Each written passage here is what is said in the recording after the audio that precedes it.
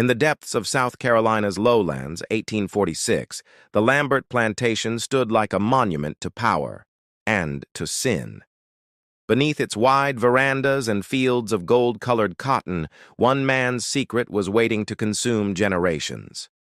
Craig Lambert, a young heir returning from the North, believed he could bring progress to his father's empire. What he didn't know was that one of the enslaved men serving him in the main house, Elias, carried not only his father's blood, but also his fate. Their connection began as forbidden affection, something whispered in the dark corridors where candles flickered and thunder cracked outside. But what started as desire soon revealed a truth so monstrous that even the grave could not contain it. This isn't just the story of a master and his slave. It's the story of two brothers, bound by blood, blinded by love, and buried by history. What happens when love itself becomes a sin too great for God to forgive? Before we uncover the chilling truth hidden beneath the ruins of the Lambert plantation, take a second. Subscribe if you love dark history told like cinema. Every story here is a forgotten secret, buried under centuries of silence. And if you're already part of this community, drop a comment below. Where are you watching from tonight? Because what you're about to hear is one of the darkest family tragedies ever erased from American history. The first light over Edgefield County turned the Lambert plantation silver. Mist rose from the fields like smoke from an old sin. Craig Lambert watched it drift and wondered which ghosts still lingered in the soil. The mansion behind him creaked as though breathing. Its tall windows caught the dawn, reflecting not light but memory. Craig often thought the house resented him, waiting for him to fail as his father once had. Inside, the scent of cedar and dust blended with faint traces of tobacco. Portraits of stern men lined the hall, generations of Lamberts who had ruled this land with iron conviction and secret shame. Craig walked past them slowly, boots tapping the floorboards that hid more than footsteps. Each echo reminded him of a childhood filled with orders barked by a father who never smiled, a man who treated mercy as weakness. He paused before Donovan Lambert's portrait. The painted eyes were cold, unblinking. Beneath that gaze, Craig felt both heir and prisoner, bound to continue a legacy that had long since rotted beneath its polish. Outside, the first workers began their march toward the fields. Among them moved a young man named Elias, whose quiet composure separated him from the rest. Craig noticed him even before knowing why. Elias carried himself with a calm that unsettled the overseers. His posture spoke of discipline, his eyes of something deeper, knowledge or defiance. Craig couldn't decide. Either way, it demanded attention he didn't intend to give. Later that morning, Craig found himself watching from the balcony as Elias guided a mule team through the damp furrows. The rhythm of his movement seemed almost ritualistic, precise, deliberate, unnervingly familiar. The overseer barked an order. Elias obeyed without hesitation. Yet even obedience carried weight, as if the young man chose every motion. Craig leaned forward, feeling a strange pull between fascination and dread. The day stretched under heavy heat. When the bell rang for midday rations, Craig descended to the yard.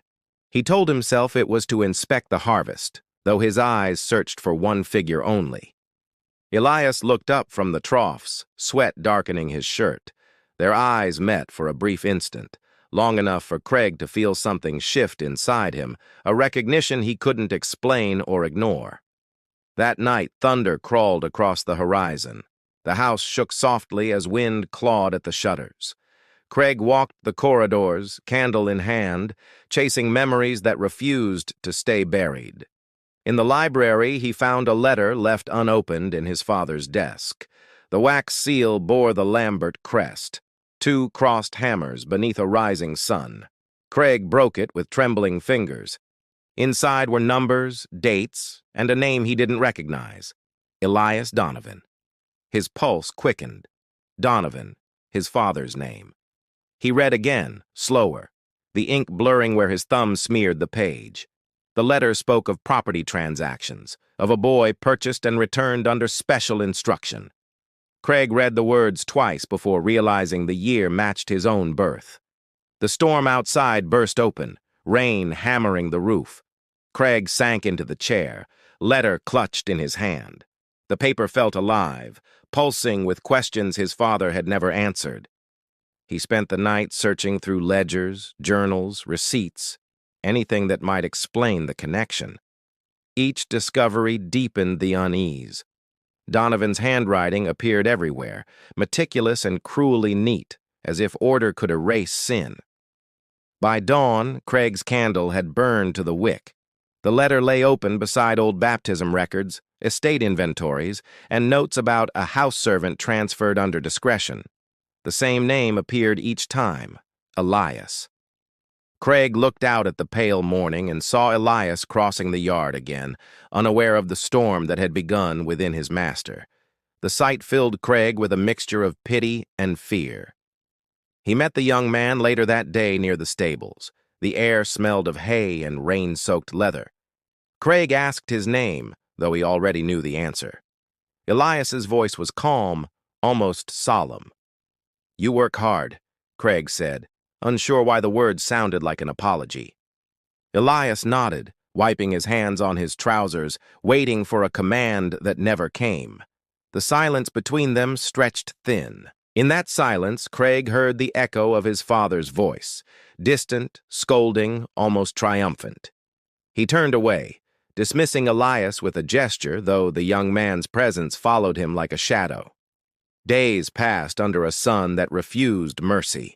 Craig threw himself into work, inspecting barns, rewriting ledgers, anything to drown the letter's meaning. But every task led him back to the same haunting name. At night, he dreamed of footsteps in the hall, of his father's boots striking the floor in slow, deliberate rhythm. Each time he woke, he expected to find Donovan standing in the doorway, smiling. The plantation's old caretaker, Isaac, noticed his restlessness. The gray-bearded man had served 3 generations of Lamberts and spoke with careful reverence. One evening he found Craig pacing the veranda and offered quiet counsel. "Some houses," Isaac said, "remember what men forget. Your father built more than walls here." His words hung like fog. Craig asked what he meant, but Isaac only shook his head. Elias's name lingered in every conversation, every account, every whispered remark among the workers. Rumors spread like wildfire on dry grass, of favoritism, of hidden kinship, of something too dangerous to speak aloud. Craig confronted Isaac again, demanding truth. The old man's eyes filled with a sorrow older than the plantation itself. "Ask the ledgers," he said softly. "They'll tell you what no man dares." Craig returned to the library and tore through drawers until dawn, scattering dust and paper like ash. When the final journal fell open, he saw a single line written in Donovan's hand. "He bears my mark." The air seemed to leave the room. Craig closed the book slowly, feeling the weight of generations press against his chest. Outside, the morning light looked colder than before, as though the sun itself recoiled. He stepped onto the veranda and watched Elias again among the workers. The young man's shoulders caught the light exactly as his father's once had. Craig whispered to himself, "What did you do, Father?" The house groaned as if answering. Somewhere deep within, a door slammed by its own accord. Craig felt the truth circling him, patient and merciless, waiting for him to gather the courage to face it. That night, Craig sealed the incriminating papers inside a chest and locked it. But secrets have their own breath. Even in silence, the house seemed to whisper the same name again and again, Elias Donovan. Craig lay awake until dawn, staring at the ceiling, counting the cracks that spread like veins. He realized the house had never been quiet. It had only been waiting for someone to listen, and now it had found its listener. Morning came heavy with fog, turning the fields into a sea of white ghosts. Craig Lambert rode the boundary road, the hooves of his horse muffled in mud, every step echoing a thought he feared. Elias worked near the tree line, hands raw from harvest. The damp air clung to his skin, streaking him in gray light. He looked up once, sensing Craig's presence before hearing it. Their eyes met briefly. Craig reined his horse to a stop, uncertain whether to speak. Elias lowered his gaze again, returning to his labor. That humility cut deeper than defiance, as if silence itself carried accusation. The plantation had entered its richest season, cotton blooming like frost across the land. Yet Craig felt no triumph. Each white blossom reminded him of the letter sealed in his desk, whispering of bloodlines. He dismounted and walked among the workers, boots sinking into the soft soil. Men nodded in obedience, but Craig's attention followed Elias, whose movements possessed that strange precision he couldn't name. Later, in the smoke-filled overseer's cabin, Craig questioned old Isaac about Donovan's dealings. The caretaker stirred his pipe slowly, eyes glinting with memory. "There are debts here, sir. Some paid with silver, some with sons." Craig froze. Isaac's words carried the weight of confession, though none had been spoken. He asked what that meant. Isaac sighed, muttering, "Your father did business that burned the soul. We all carry the ash." That night, Craig unlocked the chest again. Inside lay ledgers, receipts, and the single letter bearing Elias's name. The ink seemed darker now, as though it had been feeding on the dark. He studied the figures and initials, transactions concealed beneath ordinary trade, purchases labeled equipment, dated the same month Elias had been born. Craig realized the plantation's profits had hidden something other than cotton. Rain began to fall, light at first, then relentless. Craig felt it through the open window, cool against his fevered skin. He whispered Donovan's name and heard the wind answer through the hall. Unable to sleep, he walked to the quarters. The lantern light flickered against wet walls. Inside, men lay in exhausted silence. Only Elias remained awake, mending a torn shirt beside the door. Craig stepped forward. "You don't sleep?" he asked. Elias shook his head. "Not when the house talks." Craig hesitated, caught between authority and curiosity. "And what does it say?" Elias's eyes lifted slowly. "That the ground remembers every promise made in anger." The words pierced Craig like scripture. He wanted to ask more, but fear choked him into retreat. Back in the mansion, the ticking clock grew unbearable. Craig poured whiskey into a glass and stared at his reflection in the dark pane. For the first time, he saw Donovan staring back. Days folded into each other. Workers whispered about the master's sleeplessness.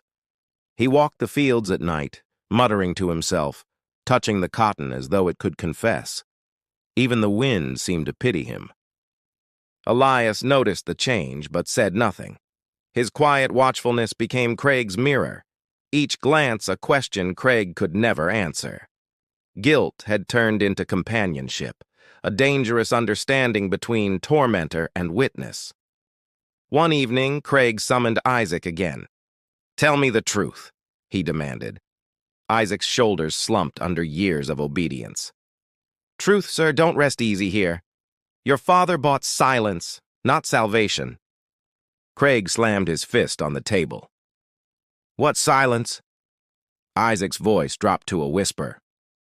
"About the blood in this soil, about men sold to hide the likeness in their faces."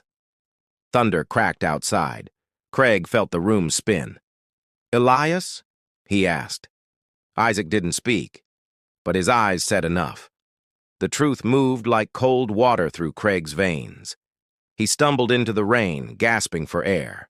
Lightning lit the fields, revealing Elias standing beneath the trees, the storm framing him in white fire. Craig felt as if time stopped breathing. The thunder faded into a low moan. Craig approached, drenched and trembling. "Did he ever tell you who you were?" he asked. Elias shook his head. "Names change, work stays." Craig wanted to speak the words choking him, but fear sealed them away. He simply said, "There are things you deserve to know." Elias studied him, expression unreadable, and replied, "Truth has a price." The next morning, fog rolled thick again. Craig convened the overseers, issuing orders in a hollow voice. He spoke of quotas and repairs, anything to drown the echoes in his mind. Isaac avoided him now, ashamed of what he'd revealed. Even the servants moved with uneasy silence, as if aware that the air itself carried secrets ready to burst. Craig spent hours in the library, copying entries from his father's journals. Each word felt like a confession, written in another man's blood. He began to understand why Donovan's eyes never softened. By late afternoon, he stood at the veranda's edge, watching Elias lead a wagon toward the barns. Sunlight cut through the thinning fog, catching in Elias's hair like a flame refusing to die. Craig whispered, "You should have been free." The wind carried the words away, scattering them across the fields. Somewhere within that sound, he imagined Donovan laughing, a laughter sharpened by regret. As dusk fell, Craig locked the house and sat by the dying fire. The embers glowed like watchful eyes. He knew the truth could no longer be buried, only endured. Outside, crickets sang in the darkness, indifferent witnesses to the sins of men. The night smelled of rain and cotton and something older, fear disguised as inheritance. Craig closed his eyes, hearing again Elias's voice. The ground remembers every promise made in anger. He realized then that the earth beneath him was alive, waiting for confession. He whispered to the empty room, "Father, what did you leave behind in me?" The flame flickered once, guttered low, and the shadows lengthened like reaching hands across the floor. The year turned colder, and the Lambert plantation sank into silence. Morning fog lingered longer now, thick as guilt. Craig Lambert rose each dawn, haunted by the words he could not speak aloud. Elias's presence had become inseparable from his thoughts. Every movement of the young man stirred questions Craig wished he'd never begun to ask. The resemblance to Donovan seemed stronger with each passing day. Letters from Charleston remained unanswered. Craig had written to historians, ministers, even doctors, begging for explanations to the secrets his father left. None replied. Knowledge, it seemed, feared the road to Edgefield. At night he paced the halls of the mansion. The portraits seemed to follow him, their painted eyes glimmering with quiet accusation.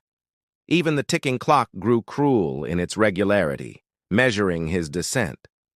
One evening, while sorting through Donovan's journals, Craig found a smaller book bound in black leather. Inside were sketches of faces, men who had once lived on the property. Each face looked vaguely familiar. Then came one drawing that froze him. Elias, unmistakable, drawn years before Craig's birth. The handwriting beneath it read, "Proof of blood survives through labor." The words felt like a curse disguised as research. Craig stumbled back, the book falling open on the floor. The pages turned themselves in the draft, whispering names he half remembered from ledgers. He felt sick, as though the house had begun breathing through him. He fled outside, gasping for air. The night smelled of rain and smoke. Somewhere in the distance, a wolf cried. Craig thought it sounded like laughter broken by sorrow. Elias appeared near the barn carrying a lantern. Its glow carved shadows across his face, splitting him between light and dark. "You shouldn't be out here alone, sir," he said quietly. Craig's voice trembled. "Do you ever wonder where you came from?" Elias met his eyes. "All of us come from the ground. Some just forget to kneel before it."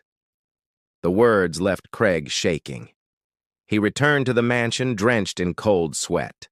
The thought struck him that Donovan might have built the entire estate to hide a single act too shameful for heaven to forgive. The next morning, frost coated the windows. Craig refused breakfast and locked himself in the library. For hours he studied the drawings again, searching for meaning that might undo the damage.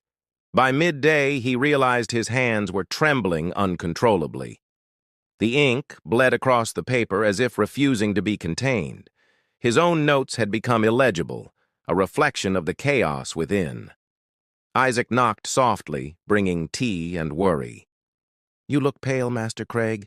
The men are frightened by your silence." Craig nodded absently, staring at nothing. "Tell them not to fear silence. It's only truth waiting." Isaac lingered at the doorway, unsure whether to speak. "There are whispers," he said at last. "Some say the land's been cursed since your father's time." Craig smiled faintly.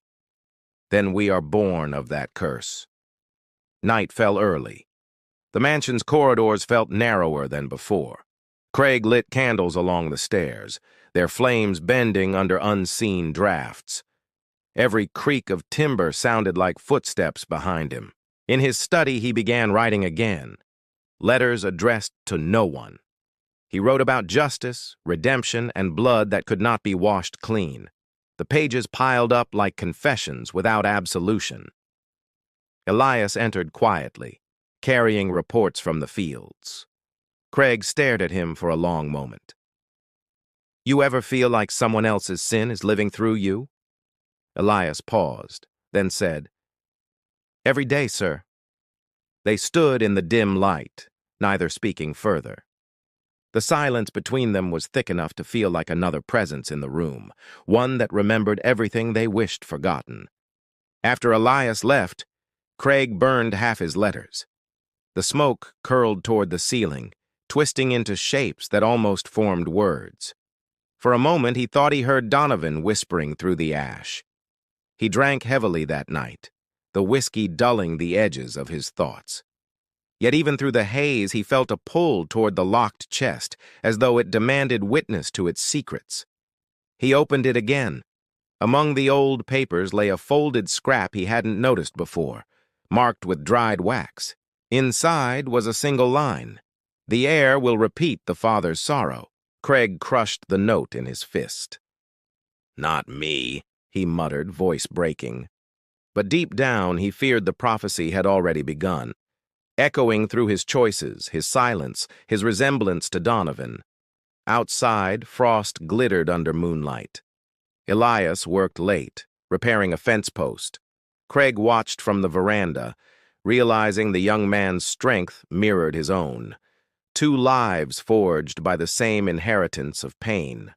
He wanted to shout a warning across the field, tell Elias to run, to escape the pull of this cursed soil, but his throat locked. The words turned to steam that vanished in the cold air. When dawn came, Craig was still awake. The mansion felt hollow, like a shell after the creature inside had fled. He walked its halls, touching the walls as if feeling for a heartbeat. He found Isaac praying in the foyer, whispering over a small wooden cross. "The Lord forgives all, sir," the old man said softly. "Even the burdens we don't understand." Craig replied, "But does the land?" That evening, fog rolled in from the marsh. It swallowed the trees, the fences, even the horizon. Only the mansion lights remained visible, trembling in the mist like fragile memories refusing extinction. Craig stood by the window, eyes hollow. In the reflection beside him, Donovan's portrait blurred with his own face. For the first time, he could no longer tell them apart. He whispered, "If the heir repeats the sorrow, let it end with me." The fog thickened outside, pressing against the glass like something alive, eager to listen. As midnight approached, Craig sealed the black-bound journal and placed it beside the hearth. He stared into the flames until his vision blurred, until the whispers in the house finally fell silent. Somewhere in the fields, Elias paused from his work, sensing the same silence settle over the land. The air stilled. Even the insects ceased their song. The plantation seemed to hold its breath. The winter wind came early, scraping across the Carolina fields like a rasp. The cotton had long been picked. leaving behind the bare stalks that looked like bones reaching out of the soil. Inside the mansion, every room echoed. Craig Lambert sat before a cold hearth, watching the gray ashes where a fire once burned bright. His thoughts moved in circles, trapped inside the same unanswered prayer. Elias crossed the yard carrying timber for repairs that would never be finished. His breath rose in clouds, dissolving before the porch steps. From the window, Craig watched, unable to name what he felt. Days no longer had meaning. The plantation survived only on routine, bells ringing, men working, meals untouched. Even the overseers spoke quietly now, as though the air itself demanded reverence for something unseen.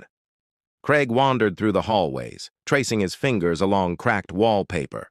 The portraits of his ancestors seemed dimmer than before, their faces smudged by time, their authority fading with every heartbeat that still dared to echo. Old Isaac found him one evening beside Donovan's empty chair. "Sir," he said gently, "some burdens don't belong to the living." Craig's reply was a whisper.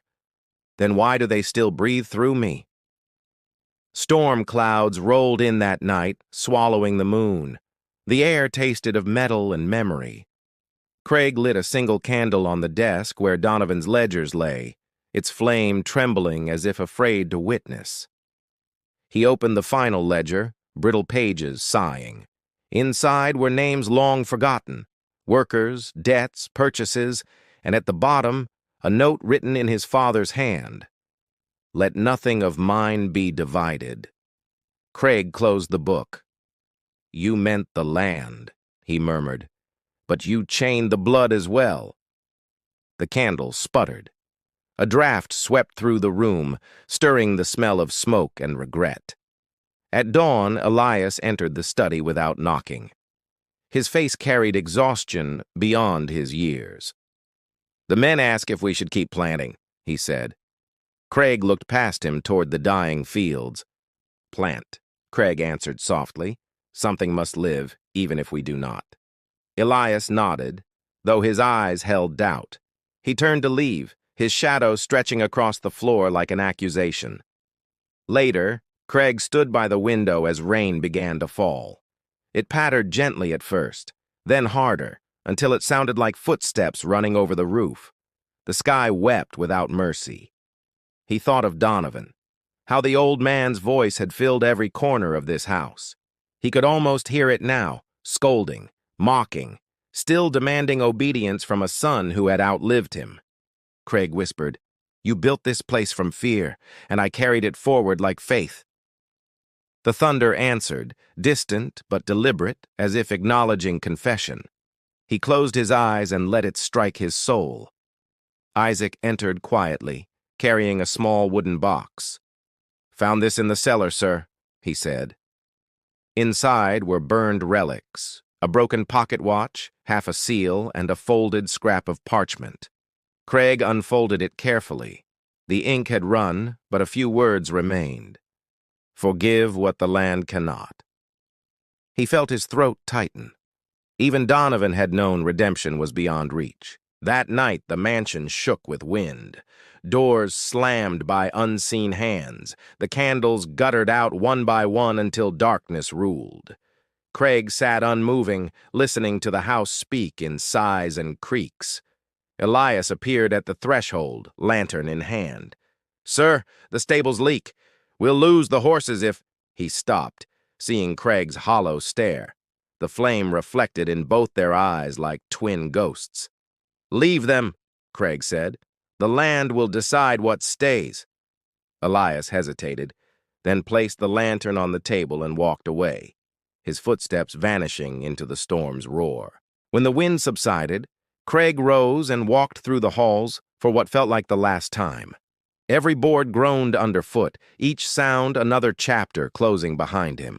He reached Donovan's portrait, now cracked down the middle by moisture and age. Lightning flashed, illuminating the tear across the painted face. Craig touched it gently, whispering, "We end where we began." Outside, the rain slowed. Mist crawled through broken windows. The house exhaled its final breath as if surrendering to the truth that could no longer be hidden or healed. By morning, Isaac found the study empty. The candle had burned itself out completely.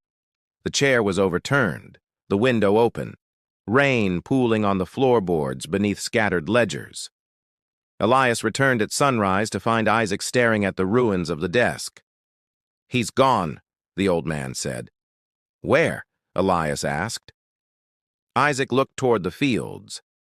"Where all Lamberts go, to answer the soil." They searched the grounds until dusk. Near the cotton rows, they found footprints leading into the marsh. Then nothing. Only reeds swaying in still water as though the land had swallowed its last air. Days passed. The mansion remained empty except for Isaac and Elias. The silence grew thicker until even breathing felt like intrusion. The air held the scent of ash and winter. One evening, Elias found a single page pinned to the door. Craig's handwriting, firm despite despair, "The fire will cleanse what memory could not." Below it, a matchstick, unlit. Isaac stared at it for a long time. "He meant the house," he said. Elias nodded. Together they stepped back as smoke began to rise from the west wing where the study stood. Flames climbed quickly, licking the night with orange tongues. The roof collapsed in a shower of sparks. The house groaned, surrendered, and fell inward, burying its history beneath molten timber and sighing ash. By dawn, only the chimney remained, a black monument against a pale sky. The wind carried embers across the fields, scattering them like seeds of remembrance no plow would ever turn. Elias knelt where the veranda once stood. "It's over," he whispered. Isaac laid a hand on his shoulder. "Nothing ends, son. It only changes its name." Their voices vanished into the smoke. In the years that followed, grass reclaimed the ruins. Travelers said the land still breathed unevenly at night, as though something beneath it remembered a promise left unkept. And when wind crossed the empty fields, it sometimes carried a whisper. Craig's final words, barely audible yet endless. "Forgive what the land cannot."